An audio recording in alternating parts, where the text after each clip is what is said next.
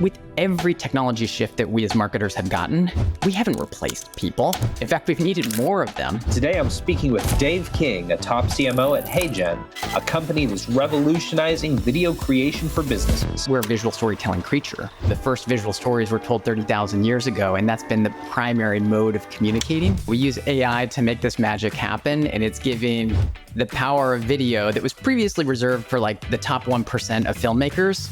We're giving that to the other 99%. Where are you disseminating your message? What channels are you using? Our approach is not to interrupt people with ads. How can we create the best in-product experience, the best creative for them to make a video that they love? How can we fuel the community and they will do the marketing for us? I think the coolest applications of AI are the ones that...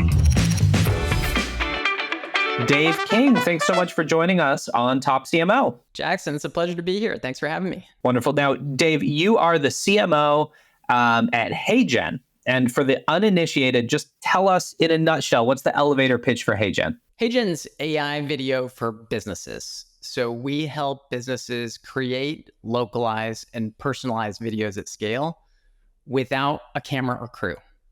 So we use AI to make this magic happen, and it's giving the power of video that was previously reserved for like the top 1% of filmmakers. We're giving that to the other 99%. I love that. And for those who haven't kind of seen the product, I'd recommend you take a look at it. You have these like very realistic AI avatars that you can feed a script to, and they can produce, kind of really well produced talking head videos. Is that kind of the primary use case? Yeah, that was our first product and a very popular one. And it stemmed out of this insight that, people are living in a video first world, like consuming 1 billion hours of, YouTube per day. And yet businesses are largely kind of still stuck in the text-based world. And most people don't like being on video. They're not good at it. They don't like it. They don't have a professional producer. They don't have editors. And so the idea was if you could remove the camera from that equation and you could just type some text and generate a studio quality video, people will create more of them. And that's what we see. So within about 90 seconds, you can create your own digital twin.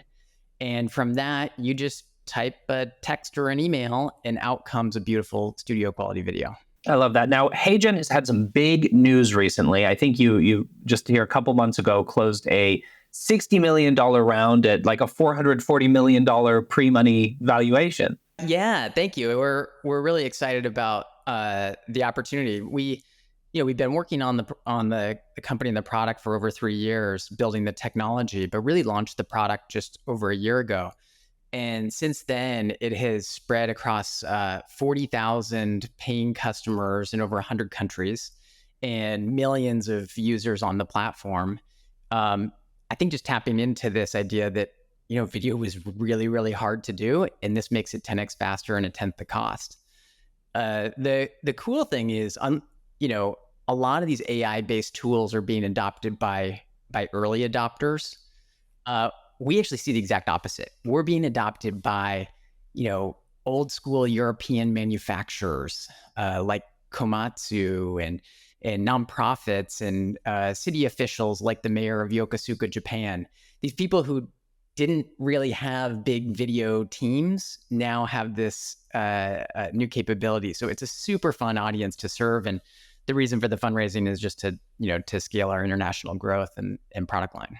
That was super interesting, Dave. I would have, if you would have, sort of asked me before we started talking who your target audience was, I would think it would be, small marketing teams. But it sounds like you're selling to a really kind of broad avatar. Tell me, who, as a marketer, who are you thinking of when you're thinking of the ideal customer for this product? It is really anybody who creates videos to share their story as a business. So marketers are a huge use case for us, and they're small businesses from like Etsy and Shopify sellers all the way up to McDonald's and Publicis and Ogilvy. It's also localization teams. So our product will allow you to take any existing video asset, take, for example, Trivago's ads on YouTube, and you can localize them into 175 languages. It's not dubbing, it's AI voice and lip sync. So it's your natural voice, your gestures. It's just you speaking perfect French or Hindi or Arabic. And so we've taken off with e-learning companies and universities that have a bunch of their course catalog, or churches with sermons that they want to localize into other languages. So that's part of the fun, and part of the challenge as a marketer is there's no one ICP. It's really, really, really broad. So how do you go about actually doing that as a marketer? Like, where are you disseminating your message? What channels are you using? You've got this not just kind of multiple consumer avatars, but you also have it sounds like a global audience you're trying to reach. Like, how do you go about boiling the ocean like that? We have a community-led growth model is what we call it. So we have a product-led growth offering starting with free and then very low cost. And this is designed to be accessible to anybody. Our audience, they make and share videos. I mean, they are marketers. So they're actually our best marketers. So we view a lot of our job is how can we create the best in-product experience, the best creative for them to make a video that they love. They're sharing those out in the world, and that's driving a lot of our top of funnel. We do a lot on social to just showcase the power of AI and video and what you can do these days, which is profound. And then we do a bunch on SEO and content. But our approach is not to interrupt people with ads. It's to how can we educate? How can we help?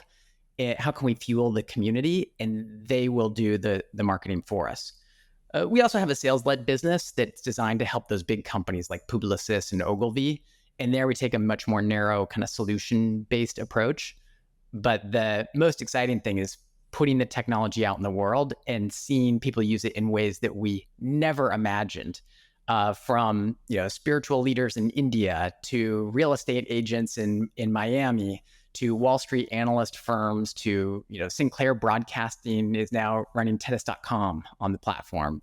It's I don't think we could write the script more creatively than just seeing how people are using it themselves. Now, Dave, I'm curious to ask you a little bit about the state of the industry. So I think most of our listeners, and I'm sure you've seen these videos, see these examples of AI generated video that is kind of like these free flowing hallucinations of scenes that flow seamlessly from kind of one topic to the next, and feel as though they are kind of at their worst incoherent, and at their best kind of fall into this uncanny valley where it doesn't look quite right. So as the technology stands now, what are kind of the limits on what can be done convincingly on a platform like this? The technology is developing so fast, week by week, and our AI research team is just creating incredible new technologies. I think a lot of the ones you're talking about are really designed around art and entertainment and consumer use cases. And those are very exciting, but it's a very long ways before anyone's going to generate a Hollywood movie on AI. I think that's very far off. We are focused on businesses, and the way we think about it is not replacing humans. It's about making what we as humans do naturally, bringing that analog world into an online world. So, for example, for us, you go through the same process that you would do to make a video. You write your script, you choose your cast, you select the environment you want them to be in. The only difference is when you're choosing your cast, you can choose from hundreds of our actors, the real life humans who are on the platform, or you can make your own digital twin. You can select your own background, all within the product and all AI generated. So we're taking what we've always done. We're just removing the big barriers, which was the studio, the camera, the post-production, and making it more human and more natural. For us, we do our customers include JP Morgan and these companies that are very conscious about their brand. And so how we authenticate a user is very, very robust in how we do voice matching and identity verification and trust and safety and security. So, and we don't allow, celebrities, politicians. We have a strict moderation practice so that when you see a video made on HeyGen, it was made, by that person. Much in the same way when you sign a DocuSign, that you're signing a real document, even though it's not your, signature on a piece of paper.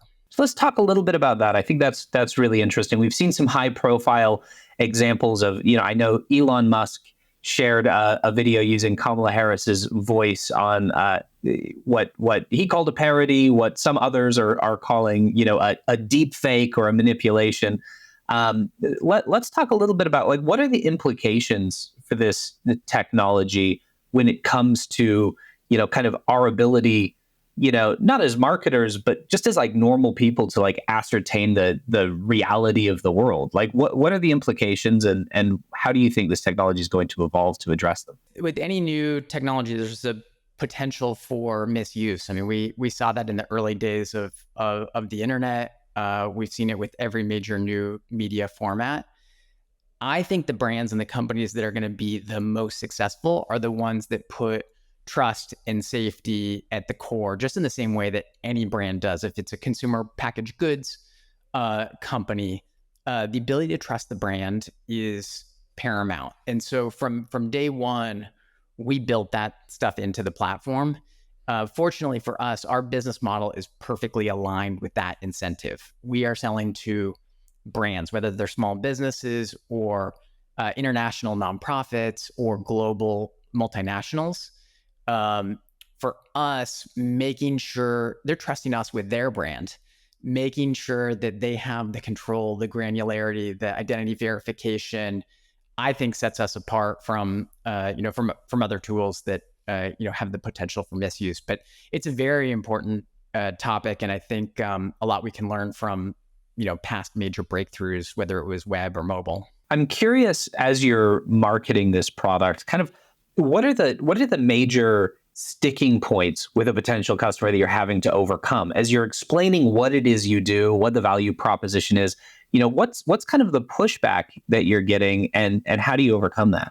Well, it's an entirely new category, and so I think the first thing is even the inspiration of companies have lived in a text and blog and PowerPoint based world, and the history of humanity is we're a visual storytelling creature. The first visual stories were told 30,000 years ago, and that's been the primary mode of communicating. And yet, in the past, 100 years in modern marketing, we've gotten so accustomed to text and PowerPoint. And so I think the first is showing like, hey, you don't have the budget of Coca-Cola. That doesn't mean that you can't create stunning visual storytelling. The second big thing is how you overcome the fear of being on camera. Most people don't do what you do for a living and are comfortable and great on camera. They really, really don't like it. And so this provides an alternative to that. Or they're self-conscious about their accent. We see that a lot for people who are in international markets and want to present to a global market. And they say, gosh, if I could just like have my voice match the local dialect, I wouldn't feel so self-conscious. So a lot of it is showing the possibility, the art of the possible, and then trying to design the experience so that getting your avatar made is fun and not scary. Well, that's actually a huge topic that we actually spoke a bit about before we started recording. Is we now exist in this hyper-connected world in which a business can access markets around the world from day one. Gone are the days where you're starting, locally or regionally and then building up to a point where you can access a global market. You can open a global storefront today. And I'd be interested, this kind of isn't your first marketing gig. You've worked in other, kind of non-AI spaces for a long time. I'd be interested to hear about how you thought about kind of accessing global markets prior to your time at HeyGen and how that perspective has shifted given the work you're doing today. It has changed dramatically in the past 20 years. So my first big marketing gig was at Salesforce. I convinced the first CMO of Salesforce to take a chance on a former financial analyst who wanted to be a marketer. And at that time we were selling software on demand. And the idea, I remember when we launched our first new markets, it was a huge production. I mean, it was a ton of planning. It was how we localize all of the assets, how we get landing teams on site, and huge resources at the company. Fast forward to a role where I was CMO at Asana. We went global very, very quickly. We used the freemium model. We would localize and then activate different regions in 14 different languages and currencies, and ultimately reach teams in 190 countries.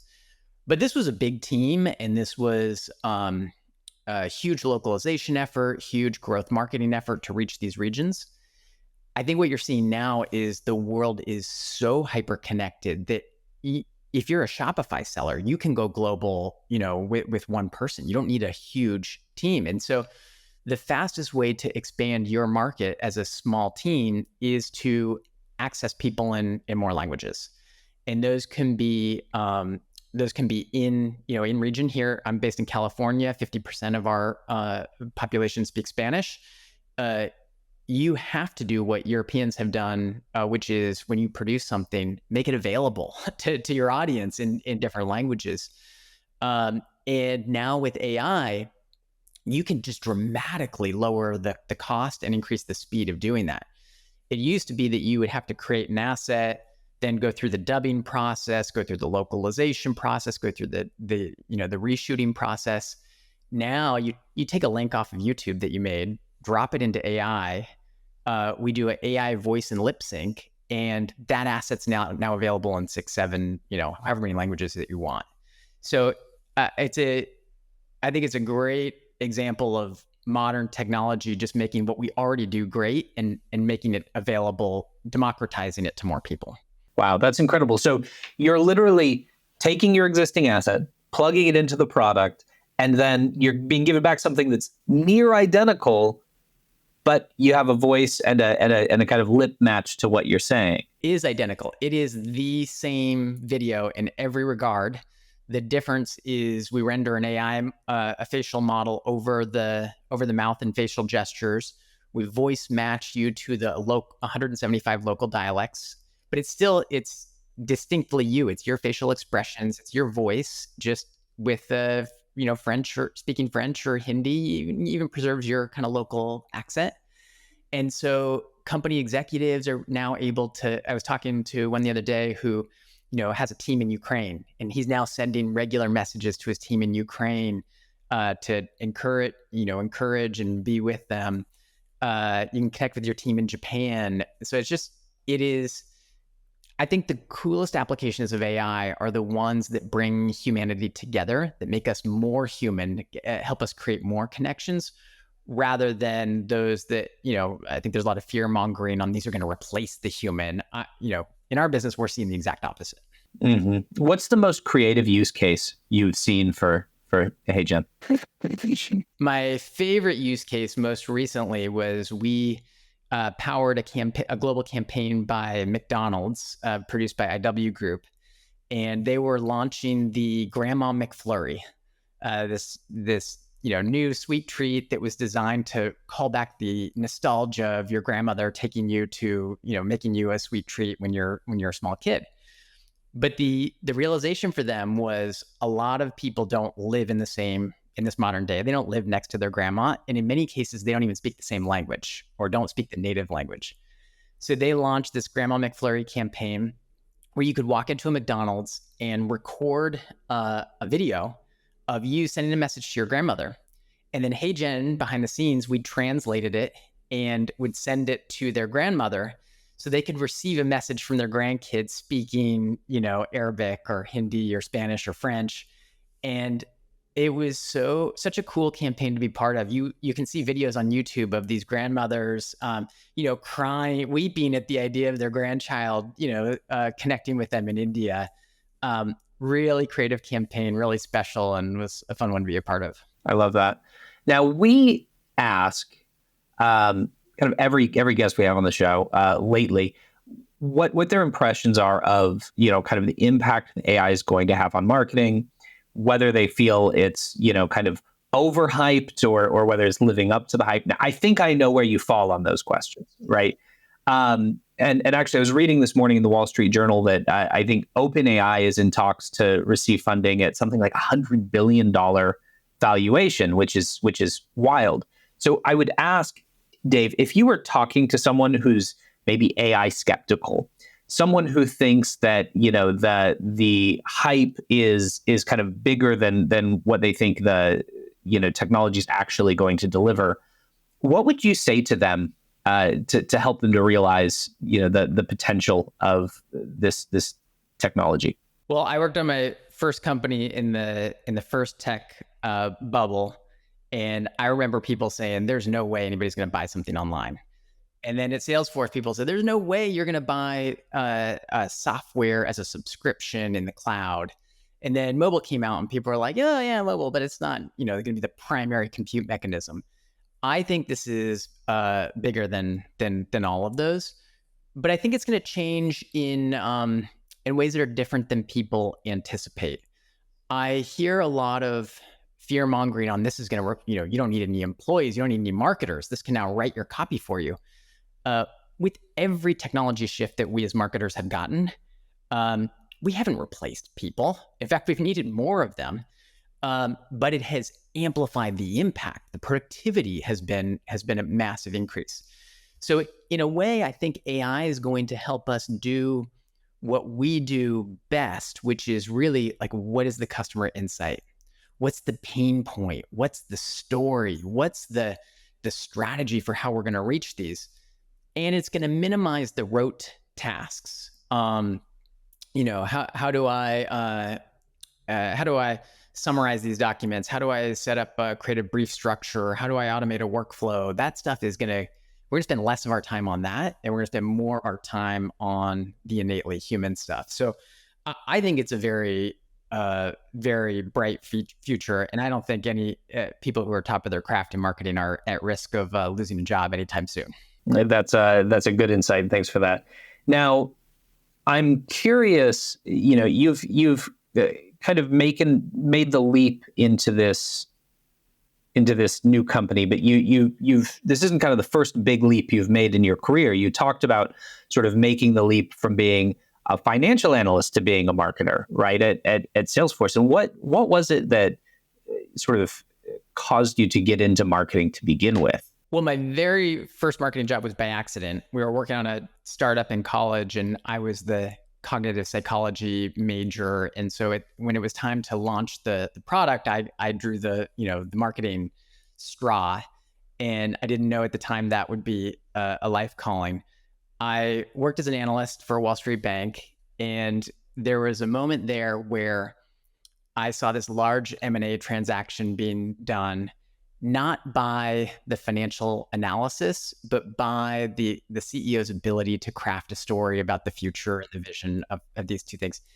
And I then realized, we are emotional creatures. We are motivated by the power of story, and we justify it rationally. So you need both. And I got this realization that that's what marketing is we combine the left and right brain in this what's an unbelievably multidisciplinary function, the most multidisciplinary function. And I love it. I think to have longevity in this craft, you have to love the journey. You have to love it's painful. It's very hard. And so you have to be motivated not by the achievement, but by, hey, what am I learning? How am I getting better at the craft? How am I growing as a leader? What's the next big challenge? And if you don't love that journey, it's kind of like running marathons or doing endurance racing. If you're doing it just across the finish line, you're going to do one race and then move on to something else. If it can find joy in the process, then I think it's one of the best careers you can have. Amazing. I've talked to a number of guests on this program that have come from Salesforce. It seems that Salesforce turns out, great marketing leaders really consistently. Why do you think that is? What is it about Salesforce? What are they putting in the water over there that turning out so many kind of world-class marketers. There are some amazing leaders that have come out of there. My former mentor and the original CMO told me when I asked him, what does it take to be a CMO? He said, well, first is you got to know the marketing. You got to know the craft, how to develop a pain point, a value proposition, a narrative. Secondly is you got to know the numbers, and you got to be maniacal about the funnel and the metrics and performance. And third is you got to know the people. It's about how to get this multidisciplinary group to work towards a shared objective. And I think Mark Benioff has always been an expert at all three of those. And so training under him was a real gift. That's incredible. And I think there's a cultural insight there as well. I remember working early in my career at Lucid Software, and they make Lucid Chart, I think among other products now. But I remember talking to the CEO, and he said, it's important to be a great company to be from, right? People are not probably in this day and age going to stick at one company for their entire career. And it's important to be the kind of place that people are proud to be from. And I see that in the kind of Salesforce alumni, that there's a kind of, warm feelings about their time spent at the company. And I think that's fantastic. And a lesson that marketing leaders like yourself can take when sort of thinking about how to deal with their reports. Like, how can I make this experience, a great stepping stone along the way? 100%. I've been lucky to work under great leaders, and they all do that, is invest in the team to say, how can you get to even higher heights? And that's my favorite thing, is seeing former team members go on to big, huge, roles and have a huge impact. I think connecting with peers and honing your craft and challenging one another and getting great is so critical. And in the past, you had to work for the same company. I think now, especially in these more community-led growth models, you can connect with peers at other companies in different communities. This is a big part of what we're doing at HeyGen, is we want to create these communities of new AI filmmakers where they're sharing ideas and contributing to projects and elevating everybody's craft. I think it's unbelievable time to just develop and hone your skills. That the access to these insights and these leaders is, it's more accessible than ever. In the interest of that kind of, sharing insights and sharing learnings, I love to ask people about, a time when they've launched a campaign and it's been just like a total flop, a failure. Do you have any like prominent fail when you're looking back on your career so far? Do you have any campaigns you look at, you're like, that really didn't work out the way I thought it was going to? They happen all the time. And I'll omit the specific names of them, but we had some brand campaigns that were flops. We had some demand gen campaigns that were flops. We had life cycle campaigns. We've launched countries where we failed the first time, the second time. I think the key thing is to expect it. And so when we set goals, we set an expectation that you're going to hit 70% of them. If you aren't setting the goal really big and swinging really hard, you're playing to hit the plan rather than playing to win. And so we would celebrate some of these failures and go, look, if we learned from it, it's not a failure. On the internationalization front, there were a lot of times we would launch a new country and then the performance was really poor. And it was because we had ticked the boxes of localization, of translation, but we hadn't transcreated the content that was really bespoke for that market. We hadn't done the hard work to get a customer who could advocate locally, to have local spokespeople. So failure is part of the job. And I think the marketers who are resilient, who love it, who see it as, oh, this is an experiment that I'd learned something from, and now I want to do the next experiment. Those are the ones who have longevity. Otherwise, it's just too hard. And I think a lot of marketers are having to make a case to non-marketing either bosses or peers about the type of work they're doing. and it can put a marketer who maybe is, coming to the table with this experimental mindset and saying, hey, we have a hypothesis, we're going to test it. If it works, we double down. If it doesn't work, then, hey, we know that that's not the way to do it, and we'll learn from it and we'll try again. But how do you go about communicating to non-marketing stakeholders that, like, yeah, it's like likely we're going to fail sometimes, and it's likely that we're going to miss the mark occasionally, and we might fail at a mark. How do you go about, like, sort of expectation setting in a way that allows for the experimental process to take place? We're going to. I mean, it's the same way with product development. With any feature, it's an iterative process. You're gonna roll out features, and they're not gonna be great to start with, and so having a follow-on plan to improve and iterate and relaunch that is what all great product teams do. And I think sometimes people think, oh, a big campaign is a one and done, but those are the ones that get a lot of attention. But the reality is a great campaign is you're shipping a series of experiments and iterations. That homepage to first product experience, that Nux flow, that's just running experiments over and over and over to see how you can get the customer to that magic moment as quickly as possible.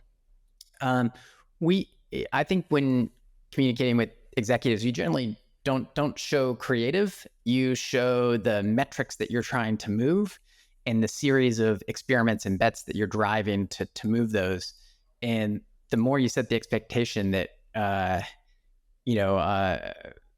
failure is part of the iterative process, then I think, the more they're tuned into the reality of we're the same way that engineering and product and every other organization is. Sure. I'd love for you to expand a little bit on the idea that you're kind of not at the executive level, you're not showing creative really, or like the focus isn't on the creative. I think most senior marketing leaders have had the frustrating experience of, like, say like the CEO wants to get into, wants to moonlight as like a copy editor, for example. How do you go about, like, navigating those situations where you maybe have a senior leader who wants a lot of creative input? Yeah, I learned this from Antonio Lucia, who's a brilliant, storied marketer, and he has had some of the most iconic campaigns and said, I never show creative. So it doesn't matter. What matters is the result that we're trying to drive. And so we can talk about the strategy and the numbers, and ultimately the creative people can add their opinion, but the real outcome is, did it achieve the metric or not? I think founders and executives have brilliant insight into their market, into what resonates, into their vision, their mission, and what's going to move people. And so it's important to get that, I call it founder dust, get those insights, channel them up. They often can't articulate the exact execution of that, or the exact creative, or the exact channel, or the campaign, but getting that insight is gold. So you never want to be in a place where you're saying we know better than anybody else. But I think if you're debating colors, you're probably missing the big picture of what it is we're actually trying to do and how we're trying to move people. That's a fantastic point. And I'm curious, I think as marketers, we're often looking for something that's going to help us to figure out what's next. Like, where are you taking inspiration from personally as a marketer? Where are you looking to sort of turn up the next great idea? The first place is, I always have believed that the customers are the most creative. Like, they are going to push the product. They're going to have the value proposition. They're going to say it more eloquently. So meeting with them, hosting the events, watching the gong calls to get those things straight from the customer's mouth is source number one. Source number two, I love seeing, stuff that contemporaries are doing. I find, marketing against the grain with Kip and Kieran, they're always experimenting with new stuff. I learn so much from these brilliant leaders around the industry. And then third, may seem kind of counterintuitive, but going deep into, I'm a history buff, and looking at things like the ancient Greek and ancient Egyptian civilizations, the storytelling, the mythology, the nature of humanity has not changed.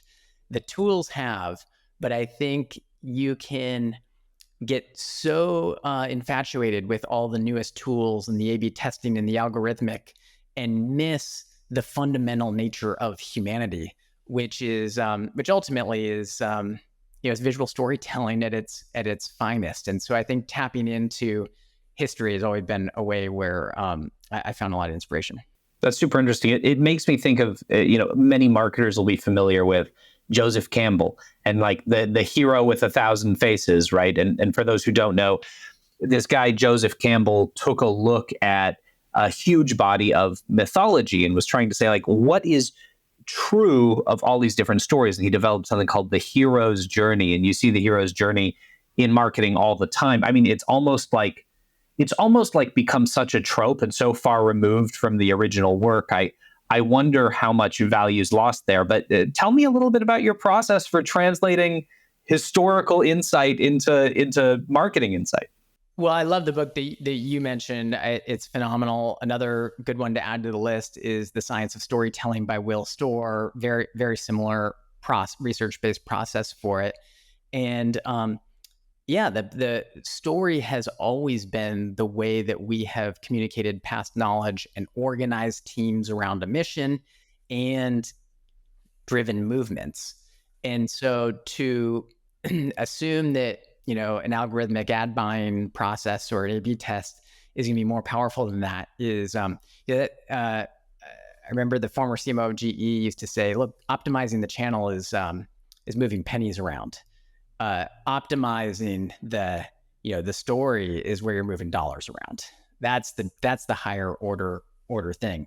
And so getting crisp on who the audience is, what the value proposition is, and then what is that narrative format, that hero's journey that you're taking people on, and then how do you deliver it in a way that is the most engaging media format. I think that's the magic. That's why we get into this craft. So how do you go about actually refining the story, right? I like in a way that actually moves dollars around, right? I think that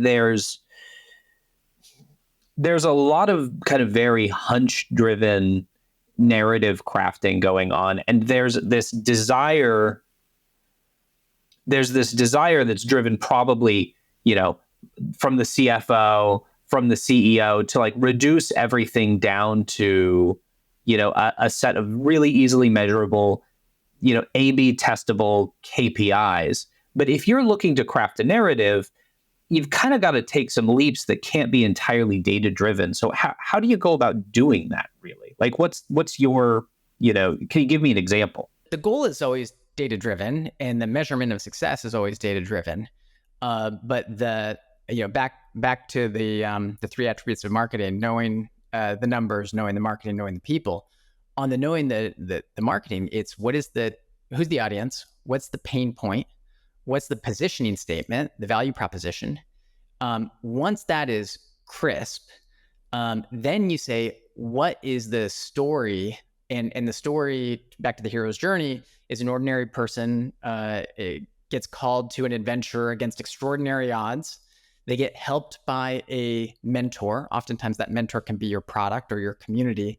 And in the process of doing that, they overcome the challenge and they are transformed. And so if you can start with the numbers and the goal, develop that core positioning statement to have clarity on the target, and then design, whether it's the campaign, the content piece, the video, to include the rich history of storytelling, the performance, it will show up in the numbers. I think you've touched on something really important here, and I just want to kind of, underscore it. So many marketers who are maybe new to this idea of a hero's journey and narrative crafting will look at the hero's journey and will mistakenly think that the hero in the story is their brand, right? And they'll say, okay, so our company is the hero setting off on this journey, and it totally fails to resonate. The hero, and you touched on this, the hero is the customer. And then you play roles along the way of supporting that hero through their journey. And that's the story I think you've got to tell. 100% is the customer is the hero. They are the one facing the challenge. Yeah, if you have a brilliant product and a great community, you are invited into that story to be able to help along the way. But the ones that say, "Look at my features, look at my brand, look at my," those don't resonate in quite the same way. I think that's a brilliant point. You've talked about the importance of really knowing the customer, talking to the customer, interacting with the customer. We've had a number of CMOs who say, I like to do sales calls. I'll go, kind of sit in the bullpen with the sales team and I will do sales calls. How are you keeping in touch? Like, really practically, how are you keeping in touch with your customers, Dave? Yeah, in a number of different ways. First is I sit with these wonderful sales leaders on our team that are having dozens of conversations every day. We record them all in Gong. I get to listen straight from the customer. When there's a great insight, we snap it, we share it with the product team, we share it with everybody so that people can hear straight from the customer. We obsess over NPS. We obsess over CSAT scores. We look at things that come in the support channel. Often people who are the most angry, those are the biggest opportunities to turn them into advocates. They're passionate. They have that pain. They're on that hero's journey. We need to do a better job of helping them. And so that's a huge focus for us. And events and seeing the videos that they produce and they make, they're the ones that inspire us. So those are just a few of the channels that we have. We're fortunate to have so many customers and so many people on the platform that there's a huge volume of insights, and we get to see the work that they produce and share in the world. Regular listeners are not going to be surprised to hear me say this, but it is so important, and I thank you for underscoring this, that marketers and sales work very, very close together, right? I think there's this reputation of marketing and sales kind of constantly being at loggerheads and pointing fingers at each other. But in a healthy organization, it is essential that you have marketing and sales working hand in glove. Hand in glove. And I would, add into that product growth, support, your community team. It is, each one is uncovering placing the different puzzle piece in the mosaic of who the customer is, what they care about, what they value, what they need. And if you're only taking from one source, you're kind of missing the full picture. Dave King, how do you feel about a lightning round? I'm always up for a lightning round. I love it. Right on. What is the most important trait a CMO needs to have? Adaptability. The world's changing so quickly. They need to be resilient and adaptable. No old playbooks allowed. You got to create your own playbook. What career advice do you have for an aspiring CMO? Learn the marketing, learn the numbers, learn the people. If you could market any brand other than HeyGen, which would it be? Maybe Airbnb or maybe the national parks. I feel like they could, use some innovation. What's your favorite marketing book? The one I gift the most often is The Science of Storytelling by Will Storr. Where outside of marketing do you look for inspiration? Colleagues that are sharing things on podcasts like this. And then I mentioned I've been reading a lot about deeper history, 15th century Florence, original civilizations. The storytelling and the insights into humanity is unchanged. What is your favorite historical era and location to learn about?